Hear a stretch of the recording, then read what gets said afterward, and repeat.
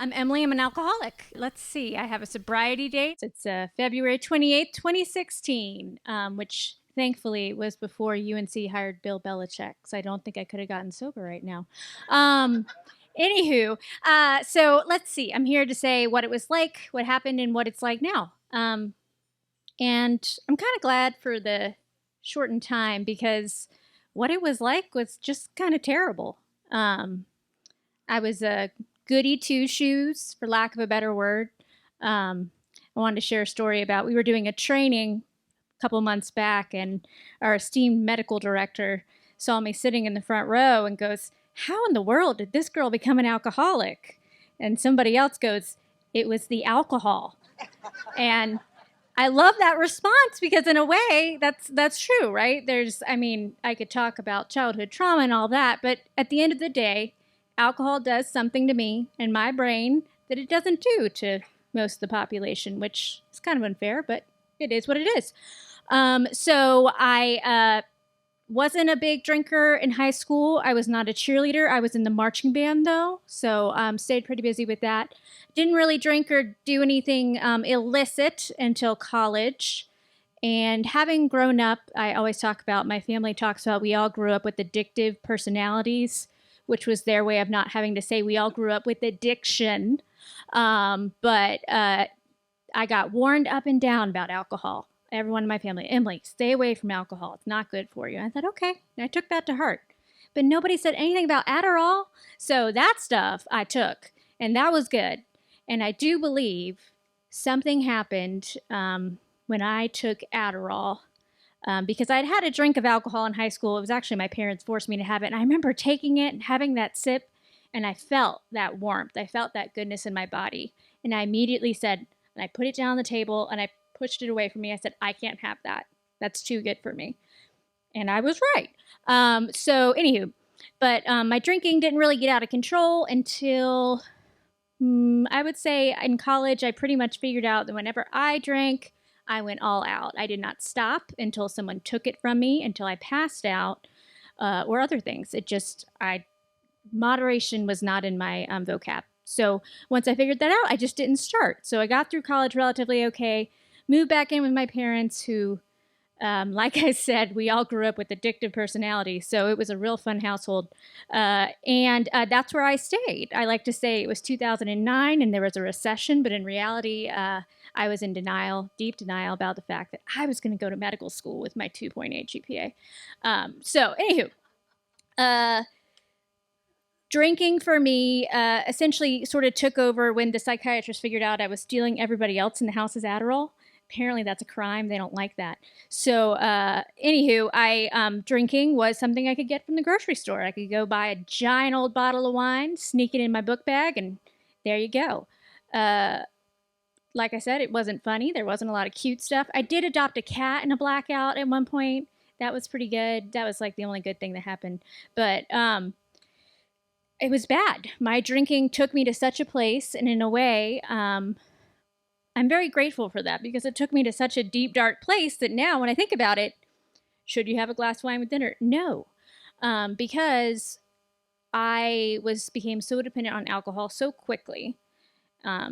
And I got sober when I was 28. So I would say around the time I was 25, I realized I couldn't make it through the work day without getting the shakes. So of course, first you just, put some wine in a water bottle. Nobody's going to notice. And surprisingly enough, nobody really said anything about that. So I did do that for a while to get rid of the shakes. And then when I started running out of jobs and getting fired a couple times, I worked in a lab and they had ethanol. And I would put some ethanol in 50 ml Eppendorf tubes and stick it in my cowgirl boots and take it home. And that's how I would stop the shakes. Because at that point, that was all I was doing. The drinking wasn't doing much for me. I was just trying to stay out of withdrawal.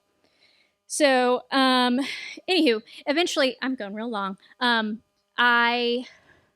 Things got bad, got a DUI.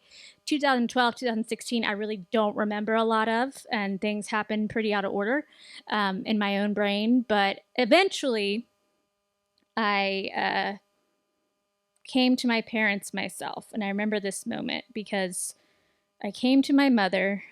I'd been kicked out of the house, so for some reason I was in the house. I came to my own mother, and I said, "Mom, I need something, and I need something more than meetings. And that's why I really like speaking in this setting, because I love AA, and AA kept me sober, but I needed residential treatment and continual therapy to stay sober too. So I needed to come to a place that kept me from myself. And as soon as I said those words out loud to my mother, I said, "Oh my God, what did I just say out loud? Get that back in my mouth," and freaked out a little bit. But they allowed me to pick my own place, so I did not come here. I'm sorry. I don't remember knowing about it, but somebody in my mandated DUI class had mentioned that the local treatment center had really good food. And at that time, I was still somewhat into food, so I went there. And when I first pulled up to this place, it kind of looked like a retirement home. And in my head, I'm like, okay, fun's all over. Here we go to die. And I remember telling my parents as we pulled up, I'm like, y'all can get me sober, but I'll be catatonic. Like, I'm not going to do anything. I'm just going to sit in bed and be annoying. But that wasn't the case. I'm probably still pretty annoying, but I don't sit in bed all day. So, and this whole AA thing, I bought into this idea that maybe life could be better. That made sense to me. I didn't quite connect that getting sober would be what made it better, if that makes sense. And I was real grateful for that place because they, slow rolled it just like we try and do here.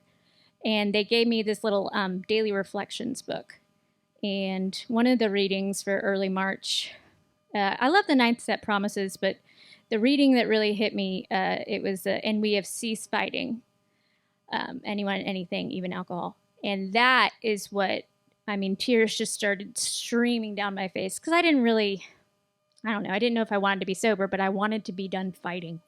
I was exhausted. So I began to follow directions. I had a good therapist there who I actually was able to see after I left because she went into private practice. I followed their recommendations, which included some things I really didn't want to do at first. But essentially, I did not return to where I'd come from. I stayed in Greensboro. I stayed in an Oxford house for 5 months, which was an experience. And I survived that. I just started showing up at this place. And I have all these memories. Once I got to treatment, everything was great. And I told my story once, and my roommate from treatment was like, "You remember you cried the whole first week, right?" And I was like, "Oh, probably." So, anywho, I was able to build a good life. I was lucky at that time. There were a lot of really smart young women in that area. And I truly believe it was divinely timed, who were motivated, and none of them really had kids. So we were all kind of at that same stage in life. And I found some running buddies. And I've been able to build a life since then that is pretty incredible. And I'm clearly not catatonic. I just ran down that hill, which maybe I shouldn't have done. But, for me, it truly was it's been a combination of both. I'm way too easy on myself and I'm way too hard on myself. Basically, I just shouldn't be judging myself. I'm not good at it. I have a really skewed perception of things. And when I get out of my own way, life is actually pretty good. Gratitude is a huge part. However, I think I've also really had to accept that pain is also a part of life, and that's okay.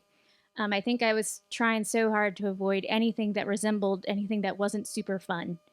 And that just isn't life. So anyways, I live a good life now. I'm able to be, I've stayed employed. I haven't been fired since I got sober. That's really exciting. I have a car that starts without me having to blow into it. That's good. And it's a life of freedom I truly didn't know I could have. I was somebody who could go 5 minutes without a drink to now having gone 9 and however many years. So I'm really grateful to be here, and thanks for letting me speak. I'm going to hand it over to Lindy or Luke. Hey. You want to go next? Hi, everybody. I'm Lindy, and I am a member of the Worldwide Fellowship of Al-Anon. And I just want to say that I'm also a recovering woman in Alcoholics Anonymous for a very long time. I was in my early 20s when I got sober, and so I just have to say that because that's the introduction that I had for many, many, many years. and I still am a member of both fellowships and an active member. And so when I got sober in Southern California, in our home group, it was a family home group. People brought their children. I didn't have them quite then, but because I didn't have a husband or any family that wanted anything to do with me. I come from a family of deep, deep alcoholism, generations of alcoholism. Mother, father, grandparents, 5 kids, 4 of us have it. I have a deceased brother. He tried from the age 19 until his mid 50s to get sober in Alcoholics Anonymous with many treatment episodes, and it did not work for him. He just couldn't. There was a lot of pain. I am married for 41 years. I met my husband at a young people's conference in Alcoholics Anonymous in Las Vegas, Nevada. We have 2 sons who are currently members of AA and not drinking. And so I just, before I say anything else, I want to say I have such a good life. What a life I get to lead. You know, from age 23 to what I am now, which is been on Medicare for quite a long time. Yes, yeah, for 48 years, I've been doing this deal, you know, and I love, love, love the life I get to lead. Women in Al-Anon are godparents to both, they're godmothers to both of my sons, and they were always really, really important to me. I did not grow up in a home where I learned anything because everybody was drinking and it was just chaos always. And so when I got married and I had babies and I had these women in Al Anon and these families, we did so much together. And they showed me how to be a mom, how to cook a meal, how to be a good wife, how to move through conflicts, how to sometimes, you know, tell the truth. I learned that certainly from my sponsor, but and I love the talk on gratitude that we had earlier. It was just, you know, that I learned so many lessons on those hard days when you just can't get away from yourself. Ugh, there I am. Ugh, one more time, you know. Ugh. And just I've learned so many beautiful lessons that were reminders I heard earlier. But so those women really taught me a lot, and I'm going to tell you, they're still close friends. Um, the sponsor that I have today is in Southern California, and she's a member of Al-Anon, and she was my running buddy. And, you know, back in the late 1970s, we were crazy as can be together, and but you know what? We did enough to have this life. Um, Through the years, when my kids were teenagers, I would drop into Al Anon from time to time because I was crazy and they were experimenting or even using daily, and it got really, really hard. And so I would drop into Al Anon. I also will say that, and I have permission to say this, when my husband was 25 years sober, he relapsed. And let me tell you, that was not easy. It was so unexpected. I'm a trained professional. I have all this time. It never occurred to me that my husband would pick up a drink. But you want to know what? It's better than a gun. It's better than a gun. And he wasn't out there long, and he's sober now 17 years. And we have a great life. I'm going to tell you when I really got active in Al Anon was about 10 years ago. And there are people here who have a lot more time in Al Anon and a lot more experience of really working the steps and being active in Al Anon than me. But about 10 years ago, he retired. And I sponsored this woman in AA for many, many, many years. She's deceased now, but she was in her 70s and she still worked at Bank of America. And I would say, Mary, when are you going to retire? And she said, I can't be home with Mike all day. I'm not going to retire. And she was a black belt, Al-Anon, I could tell you. And I really related to that. And so when my husband retired, I thought, I have to go to Al-Anon. And that's really when I jumped in with both feet. I have books with me. I brought my daily readers. I brought some other pamphlets that I'll put out. But attending Al Anon has really helped me. I have a very busy, busy brain. And you know what I love deeply?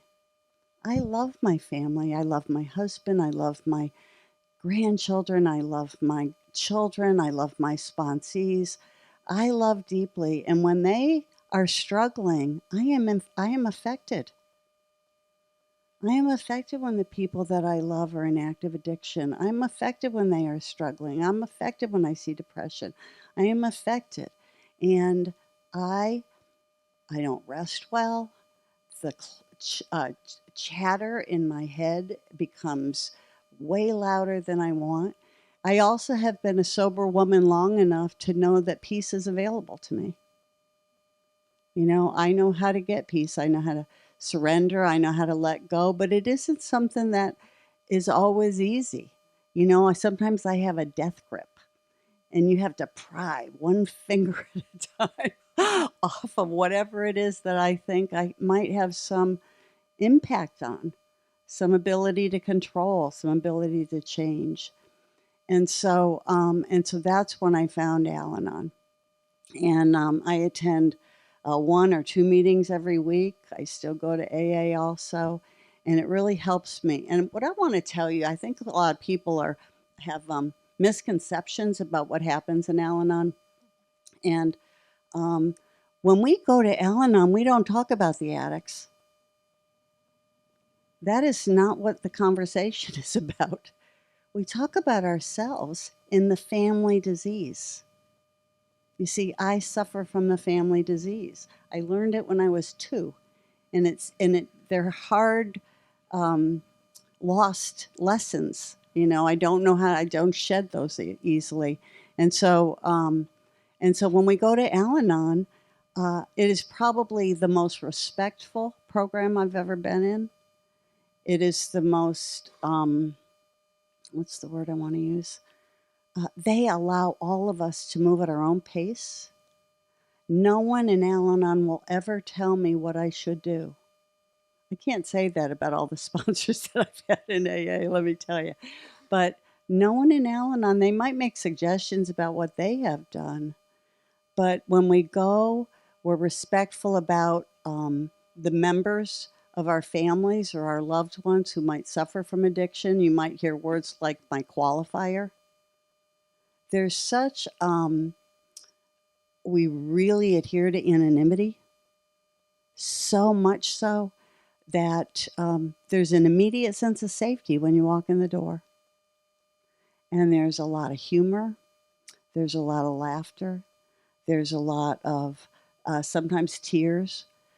But Al Anon has been such a nice addition to my sobriety because and my family would be clapping right now because the fact is that I stopped trying to control them as much. You know, I still have, I'm the queen of good ideas.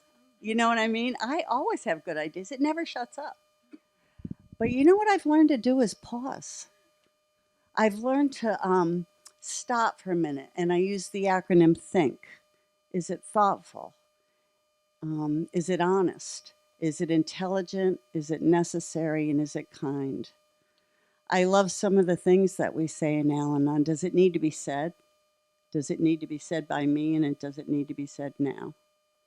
And we could say the same as done. Does it need to be said or done by me?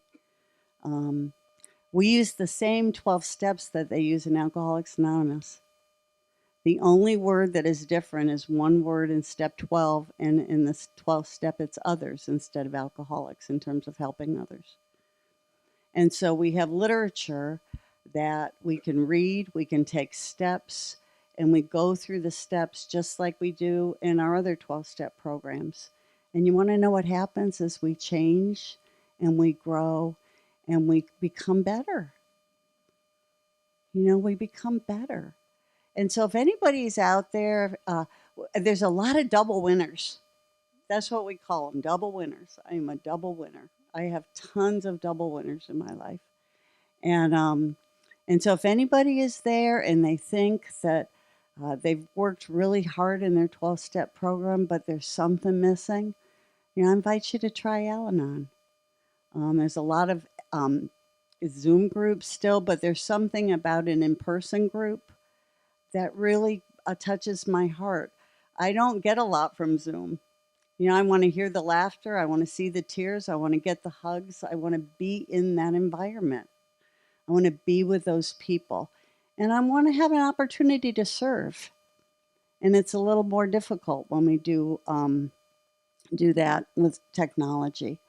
But I know I didn't go 15, but that's all I have. So anyway, I have a few things I'll put out so you can look at when we're finished. And I invite you all to try an Al-Anon meeting because it's a nice addition to sobriety. And if you're here as a family member of somebody who's in recovery, God, it just helps so, so much. So that's all. Yeah. Hey, y'all, I'm Luke. I'm an alcoholic and an addict. My sobriety date is September 4th of 2023. I am actually also an alumni of Pavillon. I got here September 6th of 2023, so I detoxed a couple days at home, which was terrible.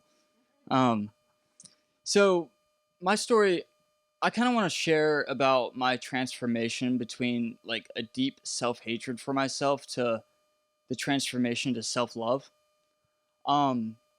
I was a pretty innocent kid growing up, happy, um, very kind, had a lot of peace in my life.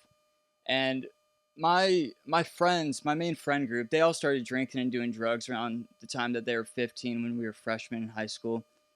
And I just couldn't get down with that really. But so I didn't start drinking until I was 17, my junior year on my 17th birthday. And I fell in love with it immediately. I mean, it was just the greatest feeling I've ever felt in my life. And from then on, I was just chasing that same feeling. And my drinking didn't, like, I was drinking, all summer throughout high school, just a couple days on the weekend every week in high school. But my drinking didn't really kick off until about my freshman year of college. The first day, just immediately. And then when I was 19, my freshman year of college, I discovered cocaine, which was my second love for sure. It was just like an awesome feeling. I remember it was Thanksgiving morning. I stayed up all night and I missed my family's Thanksgiving dinner, which was totally worth it to me at the time. But, looking back on it, probably not the best. Yeah, so, I mean, yeah, my drinking really kicked off my freshman year, and the last from then till when I was 24, it was just getting worse and worse every year, and my use as well, going from drinking 3 to 4 days a week to 5 to 6 to sometimes 7, and I the last like 3 years of my drinking and using, I just developed all this anxiety and this depression and just like terrible mental health issues that I never would have imagined that I would let myself get to that point, and I I was paranoid all the time. I was in and out of psychosis the last couple years, just thinking irrationally, doing crazy things, thinking the FBI was coming after me, throwing half my bag away because I thought, if I only have half a bag, they're not going to arrest me. So, just peeking through my blinds, scared to go out of my apartment for 3 days at a time. And then it just got really bad in 2023 or 2022. I went to the psych ward for the first time after a night of just partying when Carolina beat Clemson for the first time in about 5 years. Yeah. So that was very exciting. Had to go all out for that. But yeah, the next day I called my mom on the drive home. I was just going crazy. I lost my sanity, and I told her that I was going to crash my car into a tree on my way home. And she just told me to get home and we'd take care of it from there. And I unwillingly went to the psych ward from there, spent 7 or 8 days in there. And it was just the worst experience I've ever had in my life. It was miserable. You know, I didn't really want the help. I just was kind of there as like a safety precaution. And after that, my mom kind of not forced me, but highly encouraged me to get sober after that. So I actually got sober for 2.5 months, and I wasn't in recovery whatsoever. I wasn't going to meetings. I didn't even know what Alcoholics Anonymous really was. I had gone to one meeting in the psych ward against my will, and basically was asleep the entire time. So, but you know, I stayed sober for 2.5 months. I moved to Charlotte, got a nice job out there, and for I still was struggling with all these mental health issues, even being sober, just from the lingering effects of my addiction. And I was convinced that all like 300, 500 people in my company were out to get me and trying to send me to prison. So I quit that day and moved home immediately. Um, and pretty much right after that, I started drinking again. And from then on, it was like, you know, I'd drink for a month, a couple weeks, and then try to get sober again. And that would last. The most I got after those 2.5 months were about a week and a half. And I tried everything. You know, I tried moderation. I tried just drinking on the weekends, just drinking beer instead of liquor, just drinking at parties, just drinking alone, you know, all that. And every single time after that 2.5 months of sobriety that I would drink, I was just, I mean, I would just cry every single time I drank, or, you know, self-harm. I got really big into cutting and burning myself. That was just because I was like struggling so much mentally with self-hatred and everything like that. Because, you know, with all my blackouts and my use, I mean, I blacked out 2 to 5 times a week in my 7 years of drinking and using, and you know, you add that up, and that's a lot of lost time, a lot of lost memories, you know. And so finally, I went on a little bender in Asheville, about a couple days before my sobriety date, and I got home from that, and I was just miserable, more miserable than I'd ever been in my life. And I decided the next day that I was going to take my own life. So I tried to commit suicide the next day in an Academy Sports parking lot. And my dad came to get me shortly after. And luckily I survived. And 2 days later, I went to treatment at Pavillon. Now I'll tell you what, Pavillon saved my life completely. I finally asked for help. That was the first time I ever asked for help in my life, for at least for my addiction wise and my mental health wise. And I mean, I'll be honest, I slept through about 75% of rehab. Just, you know, still recovering from everything. But no, I mean, I took all the aftercare plans. You know, I went to sober living for an entire year. I probably hit at least a meeting every day for about 6 months. You know, I was working with a sponsor, but still, it felt like I was just checking off boxes, you know? It felt like I wasn't really doing it for myself. It felt like I was just kind of going through the motions, you know? And I still had this like deep self-hatred and paranoia from my past that was just lingering and sticking with me. And it took a long time for me to actually realize that my life could get better. You know, I heard all the time from my house managers, from my sponsor, from just my mentors that, you know, if their life could get better, mine could too. And I just didn't believe it for a second. And one day I ended up changing sponsors and, you know, reworking the steps. And I remember one of my house managers told me, if I can't do it for myself right now, then do it for him and accept his love until I can love myself. And that is one of the only things I remember anyone saying from my early recovery, and it's really stuck with me. And when I changed my sponsors, that's when the self-love and that's when the self-hatred started depleting and the self-love just started growing completely. And that was an awesome feeling. I was happy And don't get me wrong, I was having way happier moments in early sobriety than I was in active addiction, but it was just still pretty rough. But I was happy for the first time in years, and I had a good few months, you know, like just thriving completely. And then I decided, what am you know, I'm happy now, so why would I go to meetings? You know, like why would I start work? Why would I keep working with my sponsor? I just got completely complacent, and in those few months of complacency, I lost my place to live.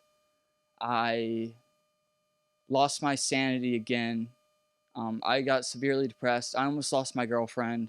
I was losing friends. I lost my community, and I had another suicide attempt in sobriety, which I never thought that that would happen. You know, I didn't think that was possible, but I think the main reason is because I lost my community. So after that, I went home for about a week and just kept going to meetings at home in Columbia, South Carolina.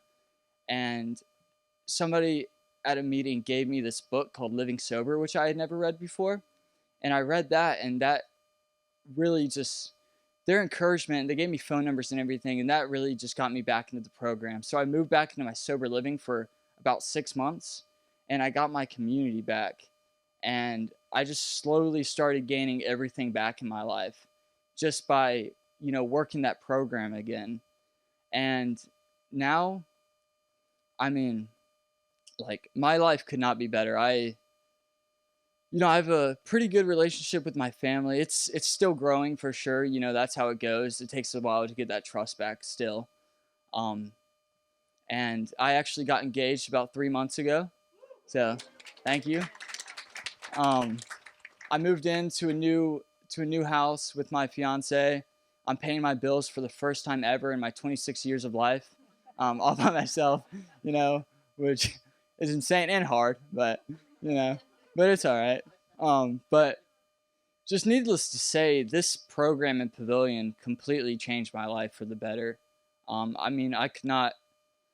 I mean, without asking for help and without, all of you, even the people that I don't know, just the alumni coming back just gives me hope.